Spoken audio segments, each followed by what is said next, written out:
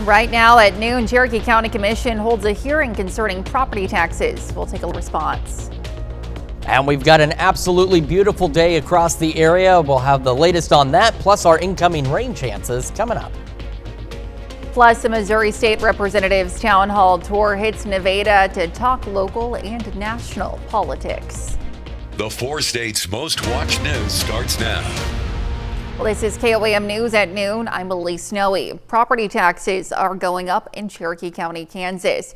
It was standing room only in the Cherokee County Commission room yesterday as the county held a revenue neutral rate hearing. Now, a revenue neutral rate is a mill levy that would yield the same amount of property tax revenue as the year prior. A public hearing is required by the state when a governing body hopes to raise revenues in excess of the neutral rate. The hearing allowed community members to voice their concerns and ask questions about rising taxes and spending, and offers local leaders the chance to explain the county's current needs. I'm taking the hit by coming forward to you as citizens of what the Sheriff's Office has been doing behind the scenes. Last year, the Sheriff's Office was over budget by almost $500,000. We're basically going neutral at where it is. I'm taking the hit from you as citizens to bring us to where we want to be open to you all.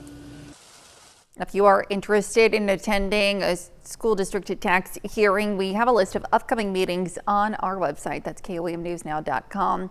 And yesterday, Missouri Congressman Mark Alford kicked off a 15-county town hall tour with a stop in Nevada. Inside 54 Cafe, Alford fielded questions on small business support, healthcare, and government spending. He also touched on national politics, telling the crowd he doesn't agree with everything President Trump says.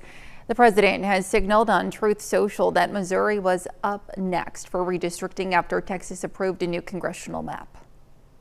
Out of that fight, that is between the president, Governor Kehoe, and the state legislature. We may see some action on that in the coming weeks if there is a special session, but I'll tell you this, no matter where this line is drawn for our district, I will continue to work my butt off for the people I represent, no matter where that line is. If it takes us up into Kansas City, where I used to be a TV anchor there, so be it. Alford says gatherings like this give him a chance to hear directly from voters and carry their concerns back to Washington. Let's check in now with Chris Warner for a look at today's forecast. Yeah, our Tuesday shaping up to be absolutely gorgeous across the area. We're a little warmer, a little more sunshine, but still 8 to 10 degrees below average. Look from earlier this morning, downtown Pittsburgh. You can see things looking pretty good out there. Yesterday started at 59. There's where our average low is, so not quite the record levels, but not that far off. And only 72 for the high with an average of 89. So an absolutely nice day. I mean, we had the clouds, we had the rain, but those temperatures not so bad. Keep in mind that average high of 89, and you will not see it on our temperature trend as we continue to hover around the 70s and low 80s out there. For the rest of this evening, we are still looking at partly cloudy skies, mid 70s by 7 down to the mid 60s by 11. Got another chilly night, maybe not as cold as we were this morning in some spots, but back into the upper 50s and some low 60s for our lows tonight. As we head into Wednesday, especially Wednesday afternoon through Thursday, shower and thunderstorm chances increasing. We'll have a look at all that in the full forecast here in just a few more minutes. Elise. All right, Chris, thanks. Well, mandatory paid sick leave will officially end in Missouri on Thursday, putting an end to a voter-approved policy just months after it went into effect. Critics say the move overturns the will of the voters, but as Abigail Klinkerman reports, the Missouri Chamber of Commerce believes it will keep hundreds of businesses from potentially closing their doors. Over 300 businesses from across the state reached out to us with either a personal testimony of how this would negatively impact them. Jared Hankinson with the Missouri Chamber of Commerce says House Bill 567 was necessary to save jobs and that the mandate was a huge overstep. Whether it's a large-scale manufacturer that employs over 2,000 Missourians and pays great wages, or if it's a small business that serves as the backbone of a local community, all of these businesses were looking at potentially closing their doors. And beginning Thursday, those businesses will have the right to choose. Businesses being empowered to do what they know is right for them, what they know is right for their employees, I think is the biggest takeaway. But Kay Park with the League of Women Voters in Missouri says the benefits of mandated paid sick leave outweigh the costs for employers. The benefits are really enormous, including increased productivity, fewer workplace injuries, reduced spread of illness in the workplace, as well as less turnover. She cites a study done by the Institute for Women's Policy Research that claims it costs an employer less than 1/3 of 1% of what they pay for payroll. I think it was really more financial that the people who convinced the legislators to remove the paid sick leave was because they were afraid that it would be abused, which evidence shows that that's not been the case historically. Efforts are already underway to get mandatory paid sick leave on the November ballot in 2026. This time, the initiative seeks to enshrine mandatory paid sick leave in the state constitution so lawmakers cannot repeal it again. Well, Kansas City University in Joplin will add a new master's degree program for anesthesiologist assistants. The 28-month program will start in January, and the class will have 24 seats for each class. The first year will be 95% coursework on the KCU campus in Joplin with the work in the sim lab. After that, the students will work in the clinical teaching sites of Freeman Health System and Cox Health. Require a member of the anesthesia care team to provide the anesthesia for the patients. And so as we continue to grow and develop and have more demand, we have to have the providers to meet that. And right now the anesthesia care team piece is lagging behind the growth on the surgery side. KCU Med in Joplin has received 400 applications so far for the program that only has 24 seats. Missouri Southern State University hosted a delegation from Zhejiang University International Studies University in Hangzhou, China over the summer. Missouri Southern students and faculty took part in a study abroad program at Zhizhou, learning more about Chinese culture and education. A ceremony followed along with a lunch at the athletic center. Really nice to go abroad and to understand culture in a different way. You know, they have a very long history, so we were able to tour some very old villages and to see some of the old traditional practices that they still keep doing today, and how maybe they prepare food or how musicians make music and different things like that. So to be able to learn more about a different culture is really broadening of our education. 14 students and 2 faculty members made the trip to China. The partnership began in 2023, and the school hopes to appeal to more degree programs in the future. And coming up, President Trump is holding a cabinet meeting amid a showdown at the Federal Reserve, and later we're making 5-minute beef stir fry in the Mr. Food Test Kitchen. Well, the Springfield Fire Department bomb squad responded to Joplin last night after cleaners discovered a suspicious device at a recently vacated home. Police blocked East 25th Street between Ozark and Mississippi Avenues in the Rosedale neighborhood around 7:45 p.m. The new homeowner had hired cleaners who found the device and immediately contacted authorities. Neighbors were asked to stay inside their homes while the bomb squad traveled from Springfield to handle the situation. When bomb disposal technicians render a device inert, they use specialized techniques to disable it without causing an explosion, protecting the public and preserving evidence for investigation. The bomb squad successfully rendered the device inert around 10:20 p.m. with no injuries reported. A Pittsburgh man faces multiple felony charges after police say he sexually assaulted a juvenile at a local hotel over the weekend. Prosecutors charged 50-year-old Damian Yarbrough with rape, aggravated kidnapping, and aggravated criminal sodomy. Pittsburgh police responded to the America's Best Value Inn on North Broadway Street Saturday evening after receiving a report of a sexual assault. Officers found Yarbrough with his luggage trying to leave the hotel and detained him. Detectives searched Yarbrough's hotel room and say they found suspected evidence. The victim was referred to local medical providers for treatment. Yarbrough remains in the Crawford County Jail on a $500,000 bond.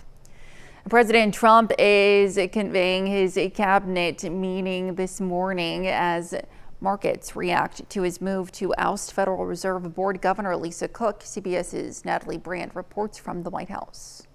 President Trump is holding his 7th cabinet meeting of his second term hours after taking an unprecedented step in his ongoing battle with the Federal Reserve. Late Monday night, the president posted an apparent letter of termination to Federal Reserve Governor Lisa Cook, the first black woman to sit on the central bank's board, saying he found sufficient cause to remove her from the post over allegations of mortgage fraud dating back to 2021. I'll fire her if she doesn't resign. Cook said in a statement no cause exists under the law and she will not resign. Financial analysts say the president's move risks undermining the independence of the central bank. Any sitting president, this would set the precedent, I don't care if you're Republican or Democrat, that you could potentially use interest rates as a political tool. It just does call into question the health of the U.S. economy. Cook's attorney says they will be filing a lawsuit to challenge what he calls the illegal action.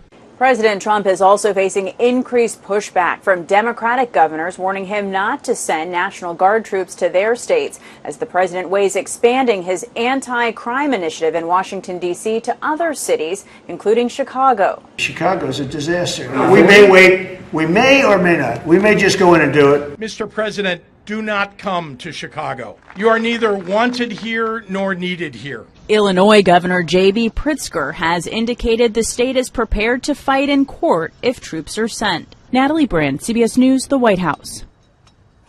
And still to come on KOAM News at noon, Mr. Food.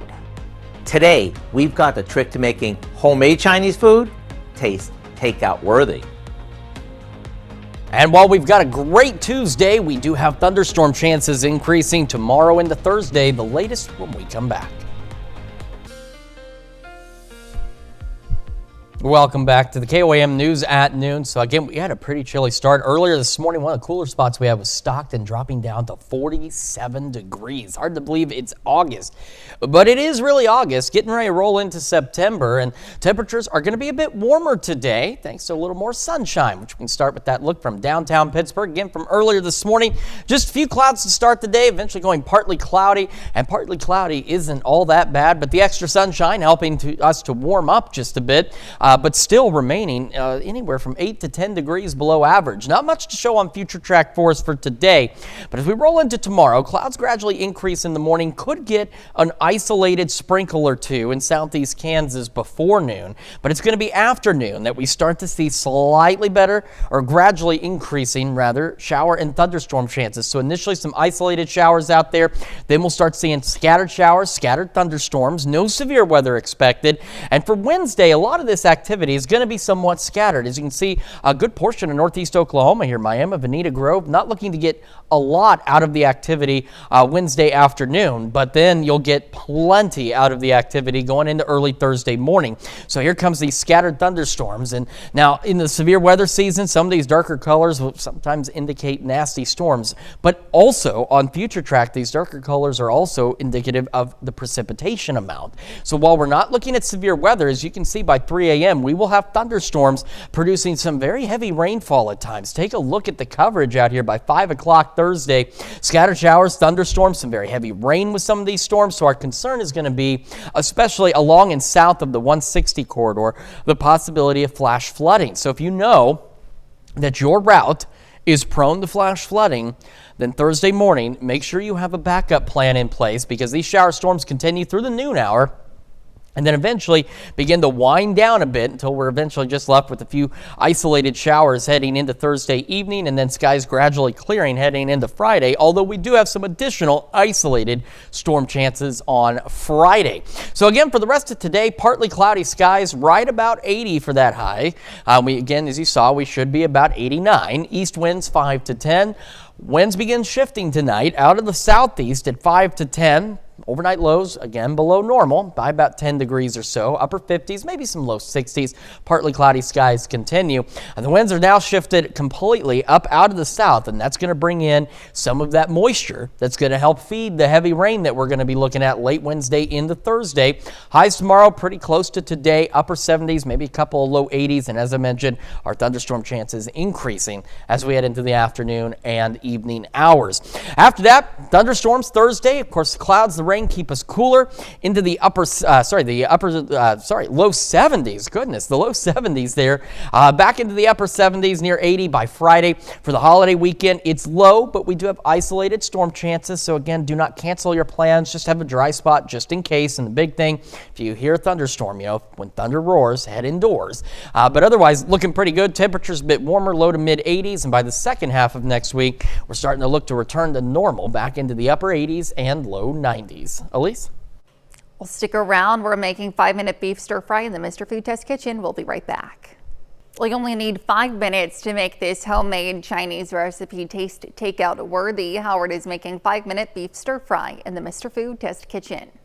How come whenever we make Chinese food, it never seems to taste like when we order takeout?